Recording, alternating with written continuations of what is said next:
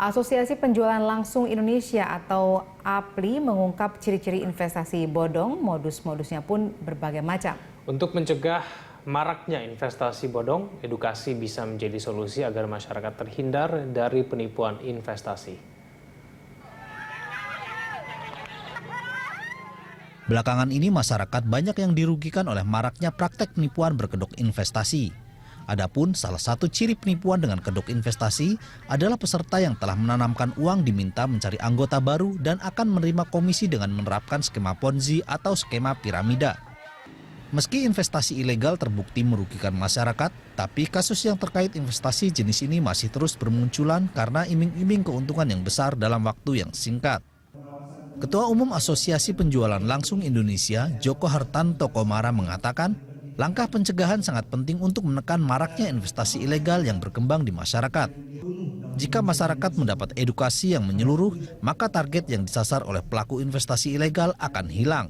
Dengan demikian, praktek ini pun bakal ikut mati. Joko mengingatkan masyarakat untuk selalu mencari tahu lebih dahulu model bisnis yang dijalankan suatu perusahaan sebelum memutuskan untuk bergabung atau berinvestasi. Harus ada dari OJK. Yang terpenting adalah dari instansi terkait. Sedangkan yang kedua adalah kita lihat ciri-ciri bonusnya itu berasal dari mana. Seperti tadi, kalau misalnya recruiting dihentikan, kegiatan recruiting dihentikan, apa yang terjadi dengan bonusnya? Kalau bonusnya berhenti, itu udah pasti money game. Kalau bonusnya menurun drastis, itu abu-abu, harus dipelajari lebih lanjut.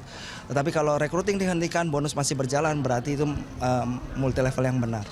Sebenarnya nanti ada 8 indikasi yang baik, bagaimana membedakan mana yang benar dan mana yang harus hati-hati. Nanti di paparan ada, tetapi yang paling penting itu tadi, kalau recruiting dihentikan, apa yang terjadi dengan bonusnya. 14 tentang perdagangan. Sementara itu, Deputi Bidang Pelayanan Penanaman Modal BKPM, Lestari Indah mengatakan, maraknya investasi ilegal lantaran masyarakat di Indonesia ingin memperoleh keuntungan secara instan. Oleh sebab itu, Indah menghimbau kepada masyarakat yang berminat untuk berinvestasi, sebelum melakukan investasi harus mencari berbagai informasi perusahaan investasi ini agar tidak tertipu dan dirugikan oleh para pelaku investasi bodong.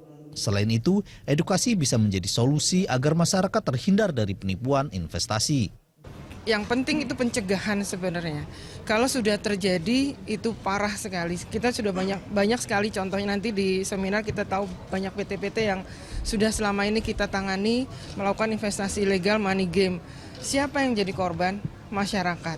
Nah, untuk supaya tidak terjadi korban yang banyak lagi, seperti kita tahu sekarang masyarakat Indonesia itu kan pengennya instan ya. Semuanya itu pengen cepat. Nah, ini dimanfaatkan oleh oknum-oknum yang tidak bertanggung jawab untuk menggunakan skema-skema money game ini. Data Satuan Tugas Waspada Investasi menunjukkan kerugian investasi ilegal yang terjadi di masyarakat hingga saat ini setidaknya menyentuh 45 triliun rupiah.